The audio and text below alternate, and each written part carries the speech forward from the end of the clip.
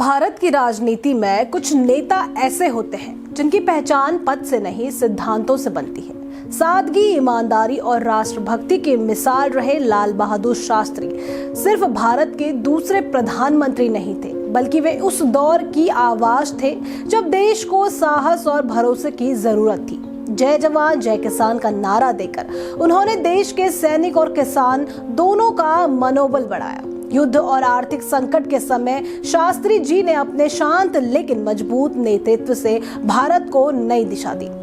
आज का प्रोग्राम उसी महान नेता के जिंदगी, संघर्ष और नेतृत्व की कहानी बयां करता है, जिनकी सादगी सत्ता से बड़ी थी और जिनका नाम आज भी ईमानदार राजनीति का प्रतीक माना जाता है।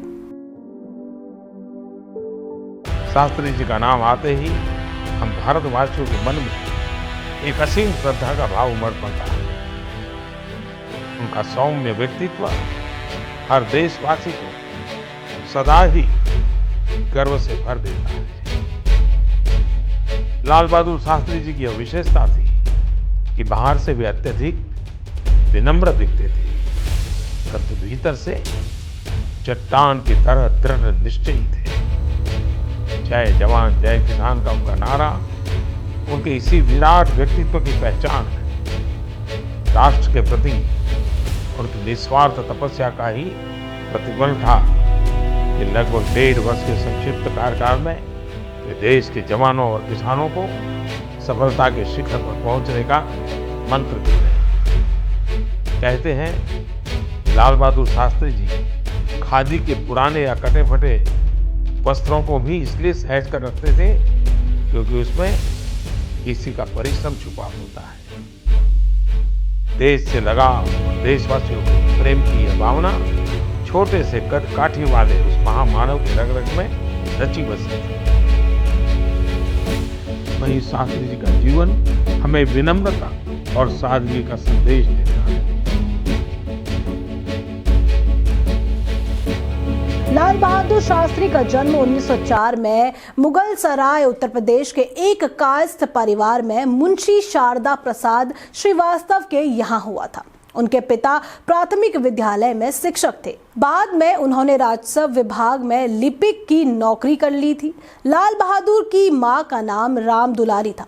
परिवार में सबसे छोटे होने के कारण बालक लाल बहादुर को परिवार वाले प्यार से नन्हे कहकर बुलाया करते थे। जब नन्हे 18 महीने का हुआ तो दुर्भाग्य से पिता का निधन हो गया।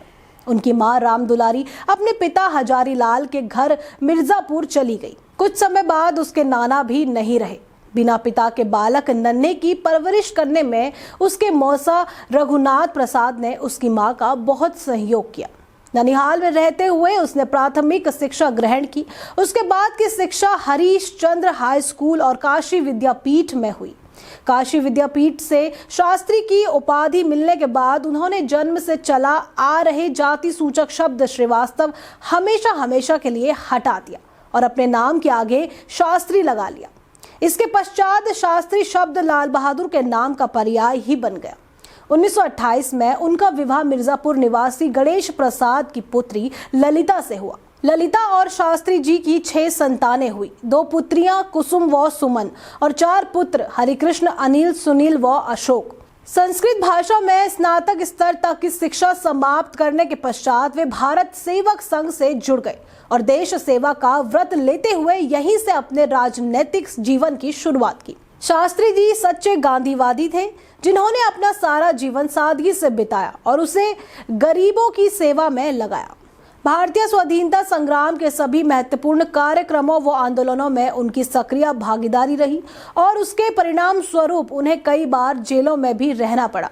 स्वाधीनता संग्राम के जिन आंदोलनों में उनकी महत्वपूर्ण भूमिका रही, उनमें 1921 का असहयोग आंदोलन, 1930 का दांडी मार्च तथा 1942 का भारत छोड़ो आंदोलन उल्लेखनीय है। 9 अगस्त 1942 के दिन शास्त्री जी ने इलाहाबाद पहुंचकर अगस्त क्रांति की दावानल को पूरे देश में प्रचंड रूप दे दिया। पूरे 11 दिन तक भूमिगत रहते हुए ये आंदोलन चलने के बाद 19 अगस्त 1942 को शास्त्री जी गिरफ्तार हो गए। शास्त्री जी के राजनीतिक दिग्दर्शकों में गांधी जी, पुरुषोत्तम दास टंडन और पंडित गोविंद बल्लभ पंत के अतिरिक्त जवाहरलाल नेहरू भी शामिल थे। सबसे पहले 1929 में इलाहाबाद आने के बाद उन्होंने टंडन जी के साथ भारत सेवक संघ की इलाहाबाद इकाई के सचिव के रूप में काम करना शुरू किया। इलाहाबाद में रहते हुए ही नेताजी के साथ उनकी निकटता बढ़ी। इसके बाद तो शास्त्री जी का कद निरंतर बढ़ता ही चला गया और एक के बाद एक सफलता की सीढ़ियां चढ़ते हुए वे नेहरू जी के मंत्रिमंडल में गृह मंत्री के प्रमुख पद तक जा पहुंचे।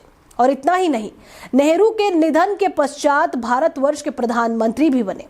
उनकी साफ सुथरी छवि के कारण ही उन्हें 1964 में देश का प्रधानमंत्री बनाया गया।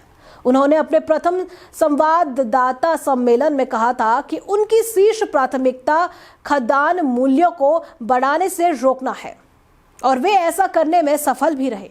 उनके कार्यकलाप सैद्धांतिक न होकर पूर्णतः व्यवहारिक और जनता की आवश्यकताओं के अनुरूप थे। निष्पक्ष रूप से यदि देखा जाए तो शास्त्री जी का शासनकाल बेहद कठिन रहा।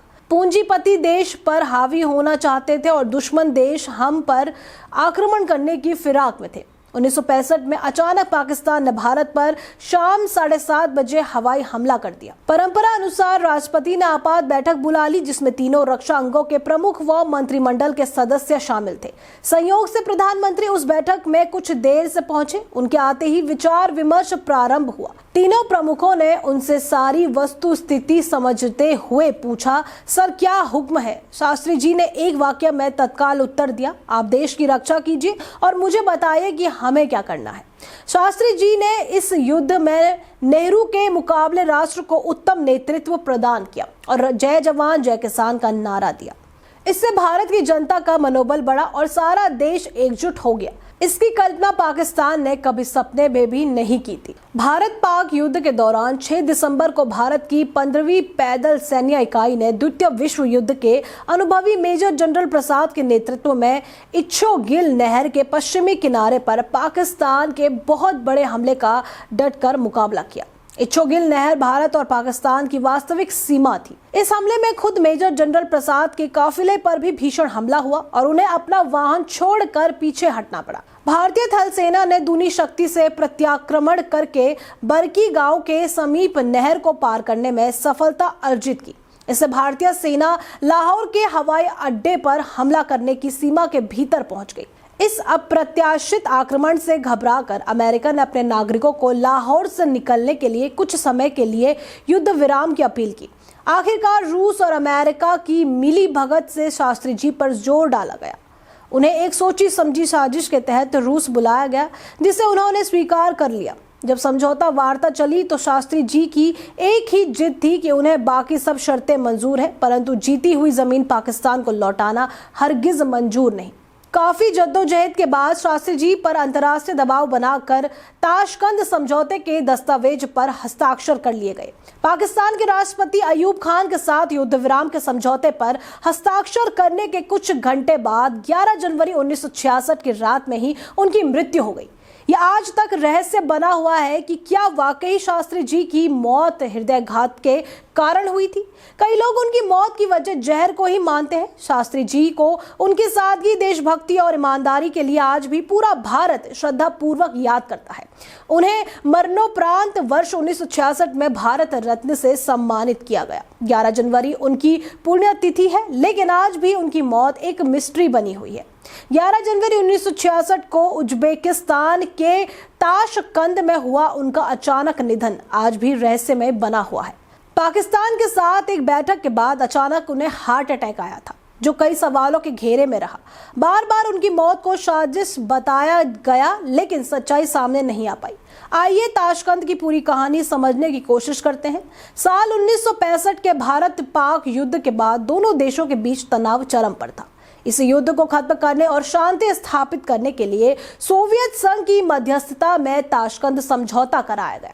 10 जनवरी 1966 को भारत के प्रधानमंत्री लाल बहादुर शास्त्री और पाकिस्तान के राष्ट्रपति अयूब खान ने इस ऐतिहासिक समझौते पर साइन किए। समझौते को लेकर शास्त्री पर देश के अंदर भी भारी राजनीतिक दबाव था, लेकिन उन्होंने राष्ट्र हित को प्रायोरिटी दी। रिपोर्ट्स के अनुसार 10 जनवरी की रात शास्त्री ने हल्का खाना खाया और एक गिलास दूध पीकर आराम करने चले गए। रात करीब 1:25 उन्हें अचानक बेचैनी और खांसी की शिकायत हुई। डॉक्टर को बुलाया गया, जिन्होंने 1:32 पर उन्हें मृत घोषित कर दिया। मेडिकल रिपोर्ट और आधिकारिक बयान में कहा गया कि उनका निधन हार्ट अटैक से हुआ। शास्त्री की मौत पर कई सवाल उठे, कई बार उसे साजिश बताया गया। सबसे पहले उनकी पत्नी ललिता देवी ने उन्हें जहर देने का आरोप लगाया। जब उनका शव भारत लाया गया तो कई लोगों ने देखा कि शरीर पर नीले निशान थे, जिससे संदेह और गहरा गया। कहा जाता है कि पोस्टमार्टम नहीं कराया गया। ताशकंद में उनके कमरे में ना तो फोन था और ना ही इमरजेंसी बेल। समय पर इलाज भी नहीं मिल पाया, जिसकी वजह से कई सवाल उठे। शास्त्री की मौत की जांच को लेकर कई दावे हुए, लेकिन कोई ठोस नतीजा सामने नहीं आया। पहली जांच राज नारायण के प्रयासों से हुई, लेकिन नतीजा नहीं निकला। 2009 में सरकार ने कहा कि सोवियत और भारतीय डॉक्टरों ने जांच की थी, लेकिन कोई रिकॉर्ड मौजूद नहीं। प्रधानमंत्री कार्यालय में केस फाइल होने की बात कही जाती है, लेकिन आज तक सार्वजनिक नहीं की गई। यहाँ तक कि शास्त्री के पर्सनल डॉक्टर RN चुग की भी बाद में रहस्यमय रोड एक्सीडेंट में मौत हो गई, जिससे शक और गहराता चला गया। सत्य कुछ भी रहा हो, शास्त्री जी अपने विचारों से हमेशा के लिए भारत के इतिहास में अमर हो गए। लाल बहादुर शास्त्री सिर्फ भारत के प्रधानमंत्री नहीं थे, वे भारत की आत्मा थे। सत्ता उनके हाथ में थी, लेकिन दिल हमेशा देश के गरीब, किसान और जवान के साथ धड़कता रहा। जब देश संकट में था, तब शास्त्री जी चट्टान बनकर खड़े हुए। सादगी उनकी पहचान थी और साहस उनका स्वभाव। जय जवान जय किसान के जरिए उन्होंने भारत को नई दिशा दी। आज भी राजनीति में ईमानदारी की मिसाल देनी हो तो शास्त्री जी का नाम सबसे पहले लिया जाता है। उन्होंने साबित किया कि नेतृत्व ऊंची आवाज से नहीं, ऊंचे चरित्र से चलता है। यही है विरासत उस नेता की जो कम बोलता था, लेकिन देश के लिए बहुत कुछ कर जाता था। ऐसी ही जानकारी के लिए बने रहिए हमारे साथ।